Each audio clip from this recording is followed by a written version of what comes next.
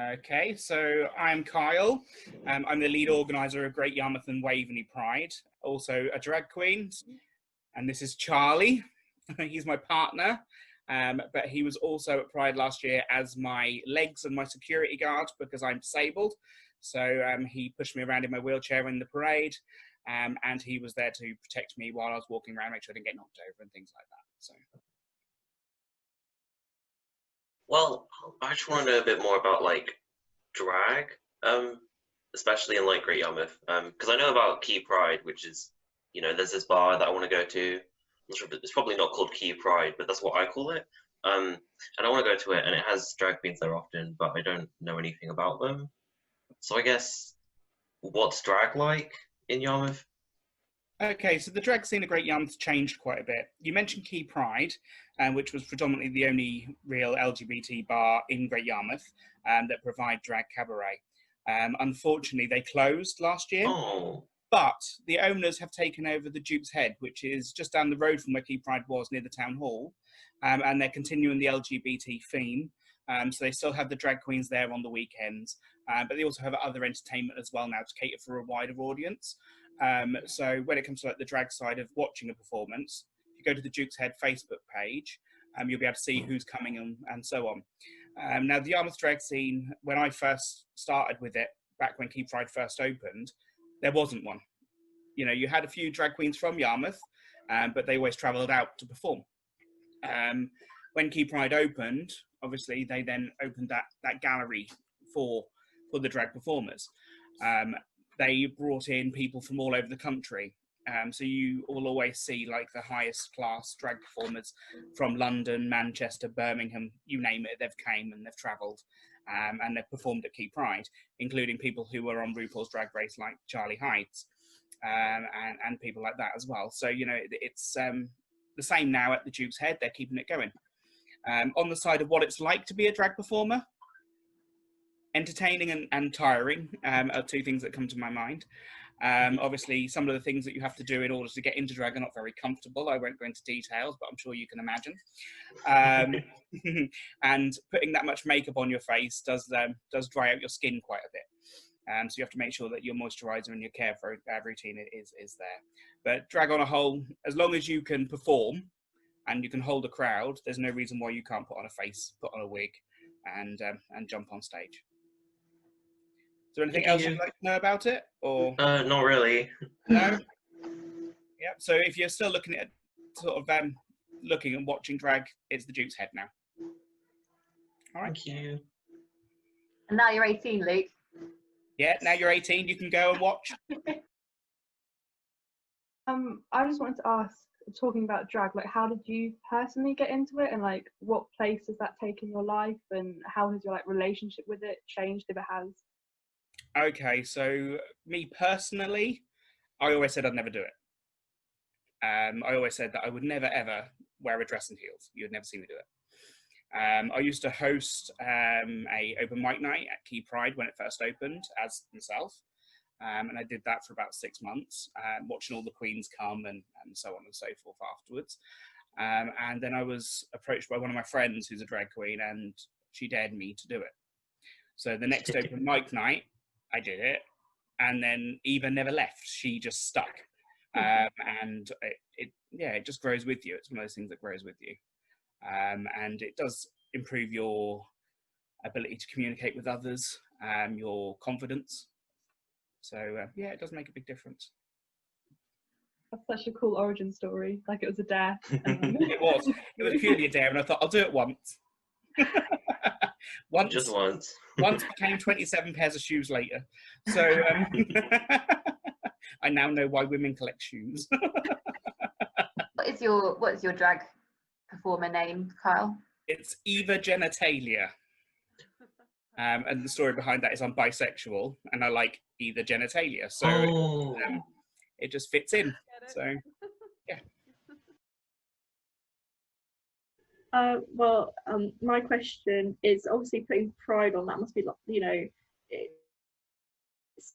like the day must be such an amazing day, but I assume it takes a lot of planning. Like, what was that sort of like spark, or what what made you like decide this needs to be like the year when we have our first Pride in Yarmouth? Well, it was actually originally starting 2 years before. We approached the council for permission to host the event, and then we had to cut through a load of red tape. Once we'd proven that we could make it secure and we could make it safe, then obviously we got to go ahead to do the event. From there, it then took about another year of planning, organising, making sure the acts were in place, making sure we had the funds available, because obviously it's a community project, so we are not given any money sort of directly. We have to actually approach business and individuals to donate towards it. And once we then reached a minimum goal of what we needed to put Pride together, obviously we picked a date, we advertised it, and we went with it. So it does take a long time. Obviously the second time, which was going to be this year, we had all that in place, so all we had to do then was approach the acts and get the funds. So it's a bit easier on the second year. And obviously, because this was going to be the second year of Pride, how do you think? Do you think you plan on doing something this year, sort of in place of it, like moving the dates, or is it going to be next year kind of thing? So officially, we've postponed it because it was going to be on the 27th of June. Unfortunately, because of Miss Corona coming round, that lovely lady that she is, we've had to postpone it. We were advised by the council that they are stopping all events over so many people. So what we're doing is instead, on the 27th of June this year, we're holding a virtual Pride on our Facebook page. So on there will be performers from all over the country doing 30-minute slots of their performances that they would have done at Pride.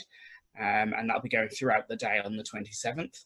And the aim is to try and reschedule for the end of the year for sort of more of like a winter Pride, if that's available, and if that's possible. If it's not possible, it just means it's going to be bigger next year.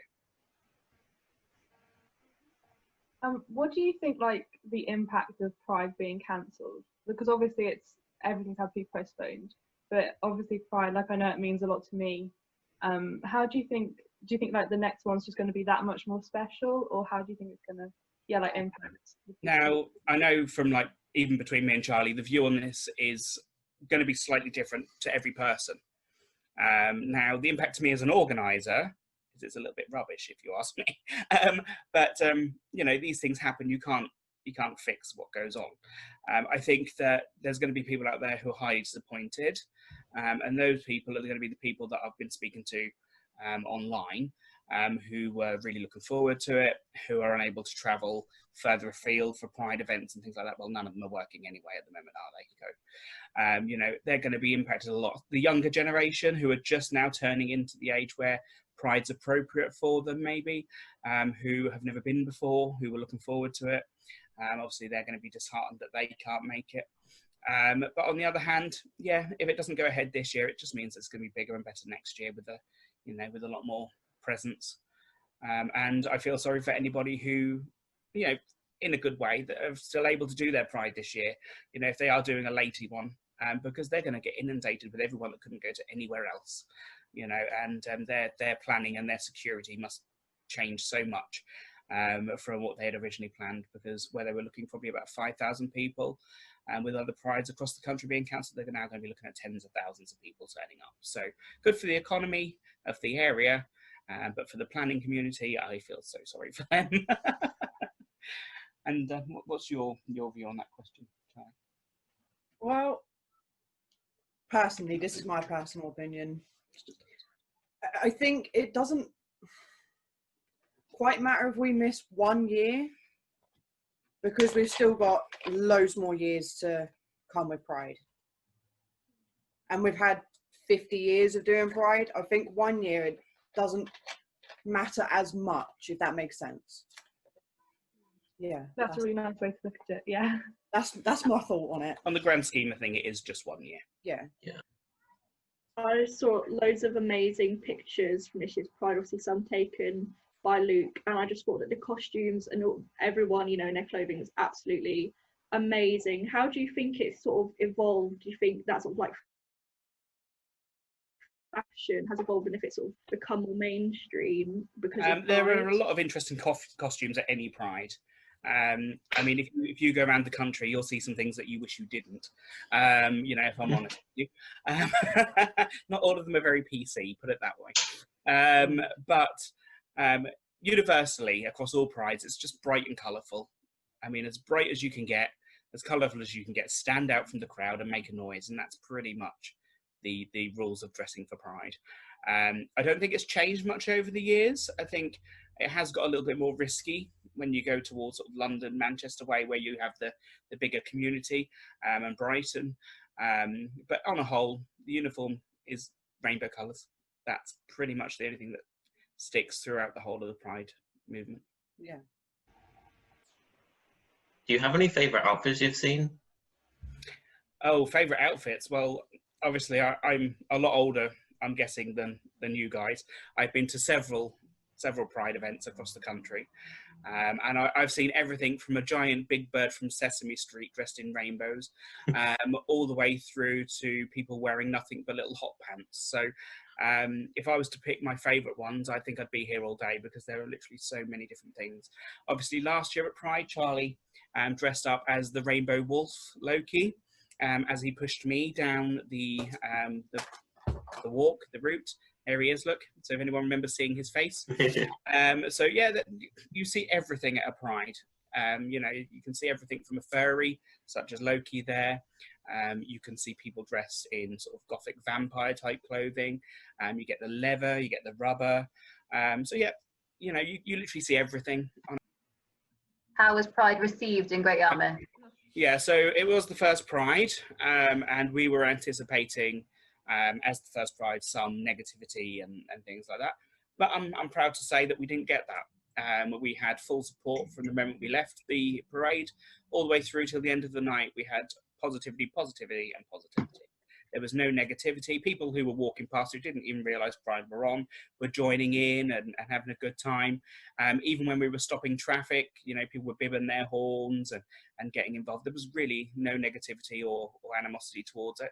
And I'm quite proud to say that Yarmouth did that. We're doing like a little media campaign where we hold up like a word that what Pride means to us. So I did one and it was freedom. What would be both of yours? I'm interested to know. Like one word. I know it's a lot to put in one word. It is a lot, but I would probably say freedom. Mine would be equality. Excellent. So, you know, one of the best comments we got from last year's Pride was from a young person who said that their parents were disabled, and they were unable to travel even just to Norwich Pride. And they'd been wanting to go for so long and never had anything locally they could go and do.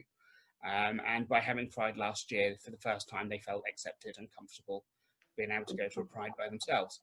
And when I say a young person, sort of around 18, 19, but we're very, very happy that we'd done it. And that drove us to then continue it again this year and subsequent years. Fingers crossed that goes through. So, you know, it has made a big difference to the people of Great Yarmouth, even though it was such a small thing at the beginning. You don't realise how much it actually impacts people's lives. yeah.